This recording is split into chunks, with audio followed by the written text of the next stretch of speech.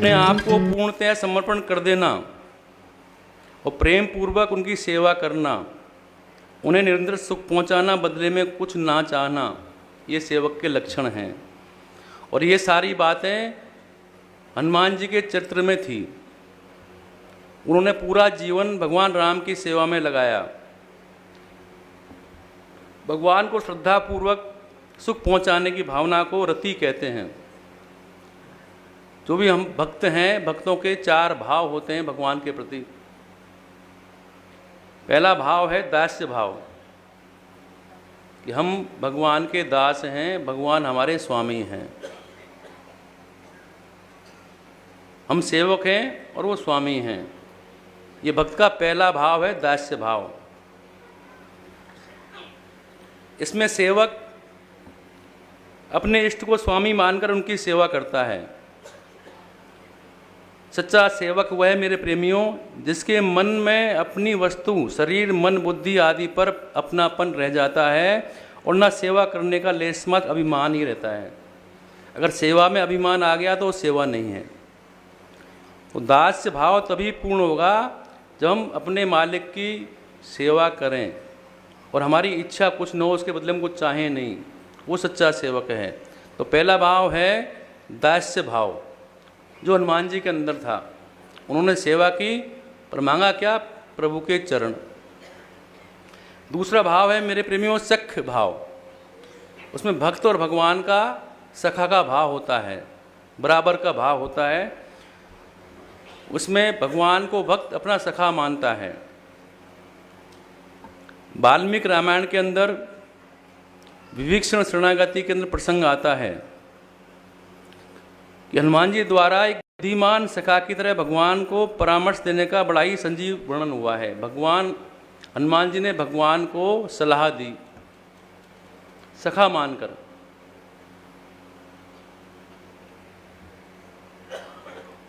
कि विभीषण आपकी शरण में आया है, इन्हें आप शरणागति प्रदान करें। भगवान को शंका हो गई कि मैं विभीषण को शरण में लूँ या न लूँ। हनुमान जी वहाँ पर भगवान को सलाह भी देते हैं। ये दूसरा भाव है सख्य भाव। तीसरा भाव है मेरे प्रेमियों वात्सल्य भाव। भक्त का भगवान के प्रति वात्सल्य भाव होता है। उसमें भगवान को भक्त बच्चा समझता है। जैसे माँ अपने बच्चे के लिए कार्य करती है, वैसे ही भक्त भगवान के लिए कार्य करता है। किसी कारण भगवान को पैदल चलना पड़े तो हनुमान जी उनको कंधे पर बिठा लेते हैं। वात्सल्य भाव है। ऐसा भाव भी हनुमान जी का भगवान के प्रति था। और चौथा भाव है मेरे प्रेमियों माधुर्य भाव। उसमें स्वामी को किसी प्रकार की कष्ट न हो, इस भाव से उसका लालन पालन करना पड़ता है। सर्दी गर्मी में उनकी सेवा करना, वस्त्रों का इंतजाम करना, ये माधुर्य भाव है। तो चारों भाव हनुमान जी के अंदर मौजूद थे। प्रभु चरित्र सुनबे को रसिया, राम लखन सीता मन बसिया। तो चारों भाव हनुमान जी के अंदर विद्यमान थे। उन्होंने भगवान की सेवा की अंतिम समय तक।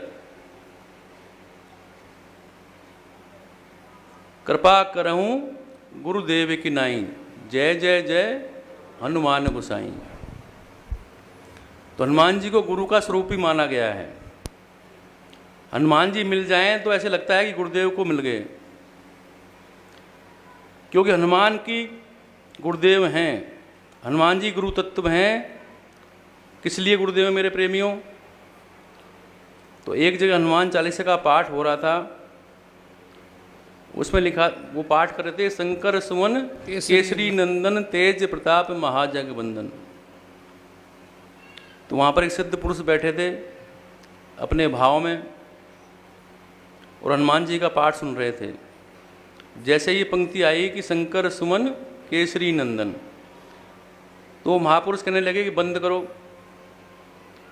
अशुद्ध पाठ मत बोलो। उन्होंने कहा कि महाराज पुस्तक में तो यही लिखा है, अशुद्ध कैसे है ये? तो बोले कि अरे क्या लिखा है, तुम लेखे की बात करते हो, हम देखने की बात करते हैं। हमने जो देखा है, तो क्या महात्मा ने शंकर सुमन केसरी नंदन मत कहो और ये पढ़ो। वो महापुरुष क्या कहते हैं कि शंकर स्वयं केसरी नंदन, भगवान हनुमान जी भगवान शंकर ही हैं, उनका स्वरूप ही हैं। शंकर जी ही हनुमान जी के रूप में प्रकट हुए। शंकर जी हनुमान जी के रूप में आए। और शंकर जी कौन है मेरे प्रेमियों? तुम त्रिभुवन गुरु वेद बखाना, आन जीव पावर का जाना।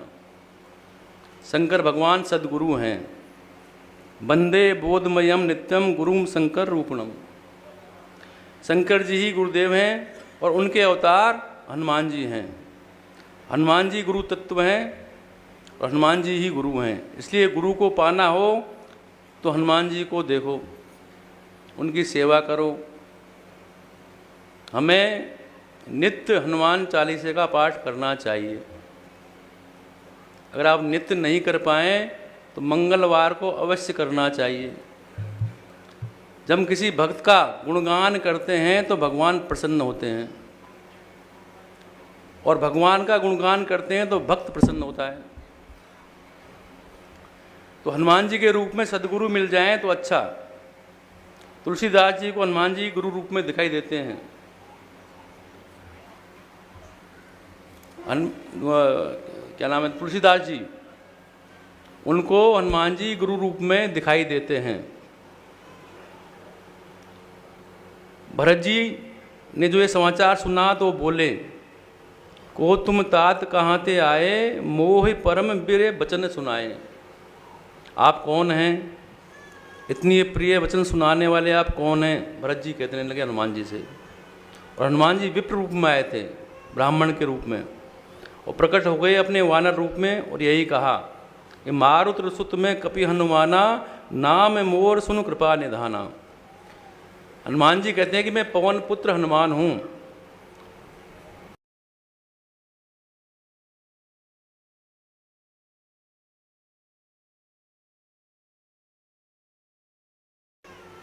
हनुमान जी को हृदय से लगा लिया, अत्यंत आनंद। और हनुमान जी से कहा, क्या आप सचमुच हनुमान हो? हनुमान जी ने कहा कि मैं सचमुच हनुमान हूँ, इसमें संशय क्या है? भरत जी अत्यंत भाव भरी दिशा में कहते हैं, यह मैं तो समझ रहा हूँ कि आप हनुमान हो। हमारे नेत्र कहते हैं कि आप हनुमान हो, हमारी बुद्धि कहती है कि आप हनुमान हो, लेकिन हृदय से लगाता हूँ आपको तो हृदय कुछ और बोलता है। तो बोले क्या बोलता है हृदय? तो भरत जी कहते हैं कि जब आपको हृदय से लगाता हूँ तो ऐसे लगता है, कपि तब दरस सकल दुख बीते, मिले आज मोहि राम प्रीते। मुझे लगता है कि मैं भगवान राम को गले लगा रहा हूँ। तो आंखें कहती हैं कि हनुमान हो, बुद्धि कहती है कि आप हनुमान हो। जब हृदय से आपको लगाता हूँ तो ऐसा लगता है कि हनुमान जी से नहीं राम जी से मिल रहा हूँ। कितनी बड़ी बात है मेरे प्रेमियों। हनुमान जी भगवान से भरे हैं, इसलिए उनका मिलन उनका ही नहीं, भगवान राम का मिलन है। ऐसा भाव हमारे अंदर होना चाहिए। तो हमारे अंदर अहंकार नहीं होना चाहिए मेरे प्रेमियों। अगर हमारे अंदर अहंकार की दीवार आ गई तो हम द्वार तक नहीं पहुंच पाएंगे। वो द्वार तक कब पहुंचेंगे? जब अहंकार की दीवार को हम हटा देंगे। अगर सेवक में अहंकार है तो उसको रास्ता नहीं मिलेगा, उसके आगे दीवार खड़ी हो जाएगी। और जैसे ही अहंकार का त्याग करेंगे वो दीवार हट जाएगी और द्वार पर पहुंच जाएंगे और भगवान से हमारा मिलन हो जाएगा। जो सदगुरु का जो स्वरूप है वो दर्पण है, और दर्पण में उसका कोई अपना चेहरा नहीं होता मेरे प्रेमियों, इसलिए सबके चेहरे उसमें दिखते हैं दर्पण में। और सचमुच हनुमान जी वो हैं कि पर्दा हट गया भगवान का उनसे। अब भरत जी ने हनुमान जी को भगवान राम के रूप में देखा तो विभीषण जी क्या कहते हैं कि तुम हरि दसन मह कोई, मोरे हृदय प्रीत अति होई। विभीषण जी भगवान से कहते हैं कि हनुमान जी को देखकर विभीषण जी के मन में प्रेम उमड़ पड़ा। ये है भक्ति। यह प्रेम क्यों मिल रहा है? क्योंकि हनुमान जी के पास क्या चीज़ है कि राम रसायन तुम्हारे पासा, विशेष चीज़ है हनुमान जी के पास, वो है राम रसायन, भगवान का नाम। तो इन तीनों के लिए अलग अलग बंटने की जरूरत नहीं है मेरे प्रेमियों। हनुमान जी की कृपा से सब संभव हो जाता है। बस अभिमान छोड़कर कोई उनका हो जाए। लेकिन हमारे साथ अभिमान ऐसे लगा हुआ है, हमारे अंदर अहंकार है, घमंड है कि हम ही सब कुछ हैं। पर मेरे प्रेमियों, हम कुछ भी नहीं हैं, सब उनकी कृपा से चल रहा है। हम उनकी कठपुतली हैं। हम वैसे ही अहंकार में मरे जा रहे हैं। 1 सेकंड लगती है आँख बंद होने में, सारा अहंकार निकल जाता है। आपने शास्त्रों पुराणों में, भागवत में कथा सुनी होगी, जिसने भी अहंकार किया उसका क्या हश्र हुआ। भगवान अहंकार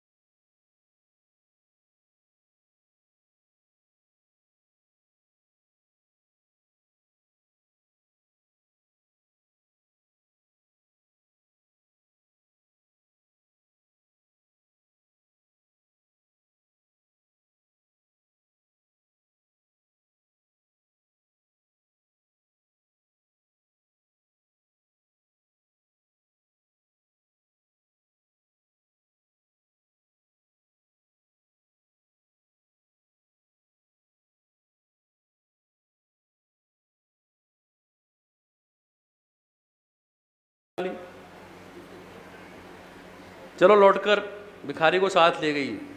भिखारी ने सोचा कि काम बन गया, आज तो भिक्षा मिल ही जाएगी, इन दोनों के झगड़े में मुझे फ़ायदा हो जाएगा। तो सास ने कहा, तूने मना किया? बहू बोली, हाँ माता जी मैंने मना किया। कि आप रोज़ मना करते हो? मैंने मना कर दिया। तो बोली कि जो मैं करूँगी तो वो भी वही करेगी, मेरी बराबरी कर रही है। गुस्सा हो गई उसके ऊपर। कल से आई, अब तेरा हुक्म चलेगा यहाँ पर, मैं कहती हूँ वो होगा। तूने कैसे कहा उसको कि भिक्षा नहीं मिलेगी? बहुत डांटा उसको। तो बहू बोली, गलती हो गई माता जी, ये मेरी बराबरी कर रही है, अपराध है, बहुत बड़ा अपराध है। बहुत डांटा उसको। भिखारी ने सोचा कि अब ठीक है, लेकिन बहू को डांटते हुए वो सास बोली कि मना करती तो मैं करती, तूने मना क्यों कर दिया? और भिखारी से बोली कि बाबा अब मैं मना कर रही हूँ, भिक्षा नहीं मिलेगी, जाओ। तो मेरे प्रेमियों, कितना अहंकार होता है, अहम, कि उसने कैसे मना कर दिया। ये तो अधिकार मेरा था मना करने का, बहू ने कैसे कर दिया मना। तो हमारे अंदर अहंकार नहीं होना चाहिए। बड़े बड़े राजा महाराजाओं का अहंकार नहीं रहा, बड़े बड़े योद्धाओं का अहंकार नहीं रहा। हम तो कुछ भी नहीं है, किस खेत की मूली हैं।